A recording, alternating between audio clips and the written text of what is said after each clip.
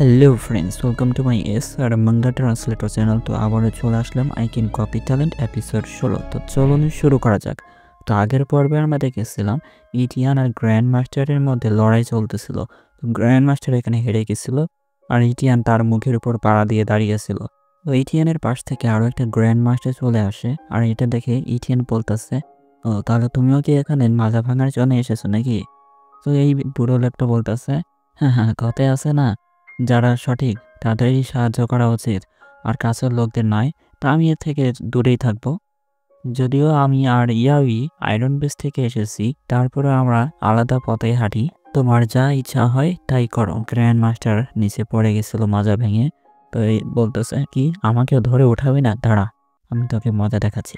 তো ইথিয়ানে ওইদিকে তাকায় আর বলতেছে, আমি যদি মরে যাই তাহলে আমি তোকে নিয়ে মরবো।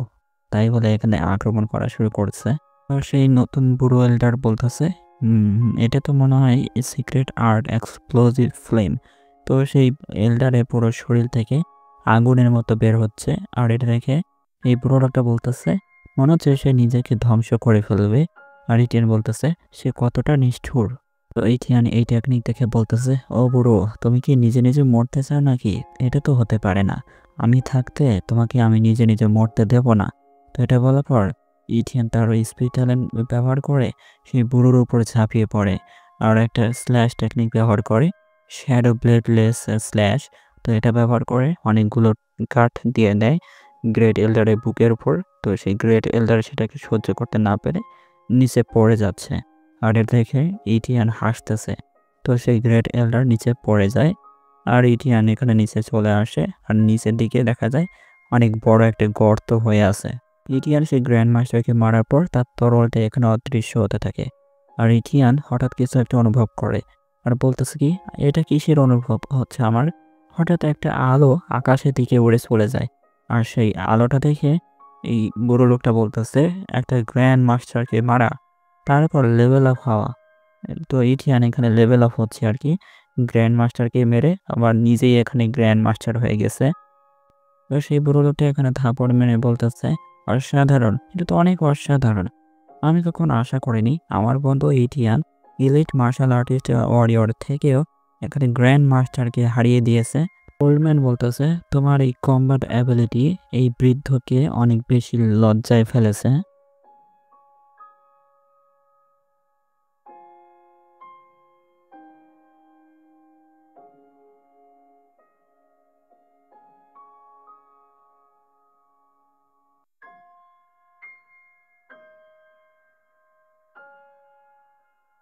ইথিয়ান বলতেছে অনেক বিরক্ত হয়ে, যে এই বুড়ো, ঝোপঝাড়ের আশেপাশে মারধর করা বন্ধ করো এবং তোমার মনে যা আছে তা খুলে সবকিছু বলে দাও। তো এই বুড়োটা বলতেছে, হ্যাঁ হ্যাঁ, আমার বন্ধু ইথিয়ান, তোমার তো দেখতেছি কোনো ধৈর্যই নেই। তো সেই বুড়ো লোকটা বলে যে ইয়াওয়ে এবং তার দল সবসময় লিন হাই বেসের মধ্যে একটা ভিন্ন মত পোষণকারী শক্তি ছিল এবং আমি যে ন্যায় বিচারক সমর্থন করি তার বিরুদ্ধে ছিল। এগুলো সবই লিনহাই ঘাঁটিতে কঠোর অবস্থান নেওয়ার বিষয়, কিন্তু আমি লিনহাইয়ের নেতৃত্ব স্থানীয় শক্তিগুলির সাথে সমানভাবে সহাবস্থান করতে পছন্দ করি। সেই বুড়ো লোকটা তার স্পিড ব্যবহার করে সেই লাশের কাছে গেছে আর এটা দেখে ইথিয়ান বলতেছে, এটা তো অনেক বেশি ফাস্ট। তো বুড়ো লোকটা বলতেছে যে আমার বন্ধু ইথিয়ান, তুমি তো সান পরিবারকে পুরোপুরি নিশ্চিহ্ন করে দিয়েছো। তাই আমি আশা করি যে তুমি আয়রন ফ্যাং বেসের প্রতি তোমার রাগ এখানেই শেষ করবে। আজ থেকে আয়রন ফ্যাং বেস এবং লিন হাই বেস বন্ধু হিসেবে একত্রিত হবে, সমৃদ্ধের পথ তৈরি করবে। বুড়ো লোকটা ইটিয়ানকে দেখে বলে যে তুমি কি মনে করো? তো ইটিয়ান হ্যাঁ হ্যাঁ হ্যাঁ হ্যাঁ হ্যাঁ হ্যাঁ হ্যাঁ করে হাসতেছে আর বলতেছে, দাঁড়াও, আমি দেখতেছি তুমি কি বলতে চাচ্ছিলে। টিয়ান বলে, যদি তুমি চাও তাহলে লিন পরিবারের সাথে কথা বলো, তারাই লিন হাই ঘাটির নেতা। তো এই বুড়ো লোকটা বলতেছে যে তুমি কি চাও না এই পুরো বেসকে কন্ট্রোল করতে? তুমি কি চাও না তুমি একটা বেসের রাজা হতে? তো ইটিয়ান এখানে বলতেছে, হ্যাঁ, আমি ঝামেলাপূর্ণ জিনিসগুলো সবচেয়ে বেশি ঘৃণা করি।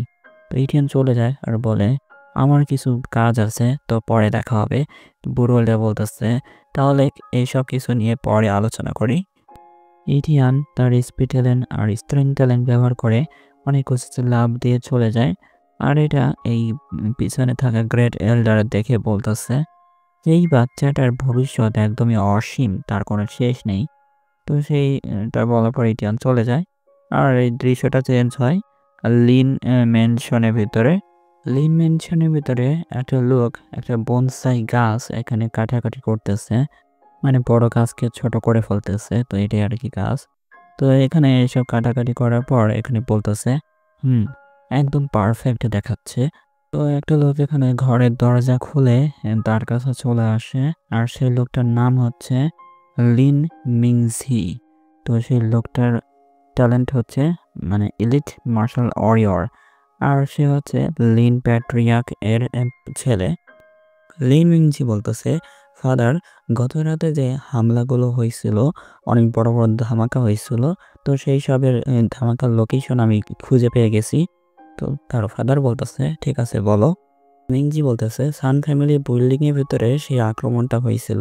তো মিংজির বাবা বলতেছে এটা হতে পারে না, এই ফ্যামিলির পিছনে কি একটা গ্র্যান্ড মাস্টার পড়ে আছে। লিন মিংজি বলতেছে তোমার কি এখন মনে আছে এলিট মার্শাল আর্টিস্ট ওয়ারিয়রের কথা, যা আমি তোমাকে বলেছিলাম, যার নাম ইটিয়ান?